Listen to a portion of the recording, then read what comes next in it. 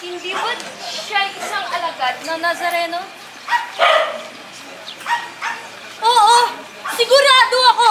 Nakita ko siyang kaagapay at humihila ng bisirong sinasakyan ng panday na taga Nazaret. Nakikilala ko siya. Isa nga siya sa kanyang mga disipulo. Wala akong nalalaman sa sinasabi ninyo. Hindi ko siya kilala. Alagad ka niya! Malimit kita makita na kasama niya sa pangangaral sa templo at nang pumasok siya rito sa Jerusalem. Ibang taong sinasabi mo, hindi ko siya kilala. Huwag ka naman sinungaling! Kasama ka niya! Huwag kang makulit, hindi ko nga siya kilala. Kasama ka niya! Nakita ka na! Huwag kang sinungaling! Huwag kang mapilit, hindi ko siya kilala.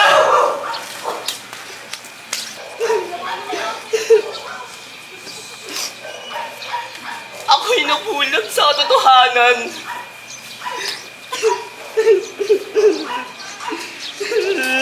Patawad.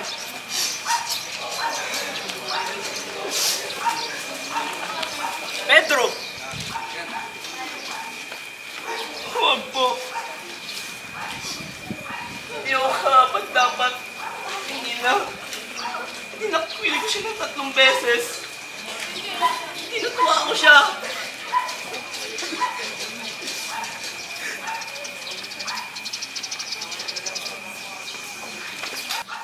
Bakit nagkaganito?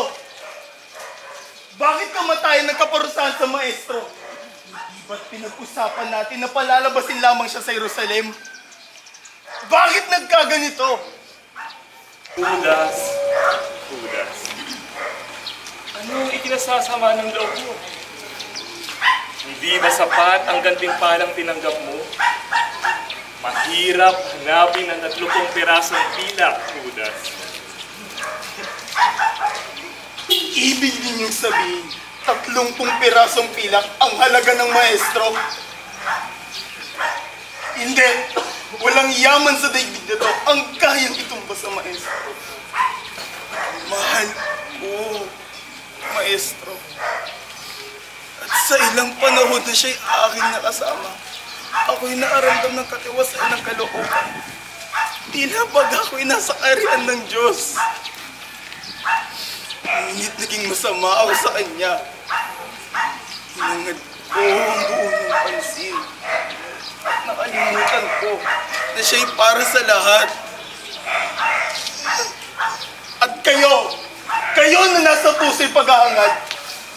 Bakit kailangan mo ba yung maestro? Ito na ang inyong pilak. Hindi ko kailangan yan! Bakit ako nagkaganito? Patawad, maestro! Patawad!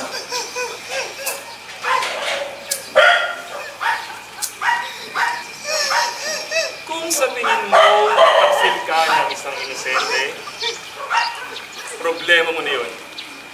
Kuhanin mo nitong pilak mo rito. Layas! Mas ka na dito. Tumayo ka na.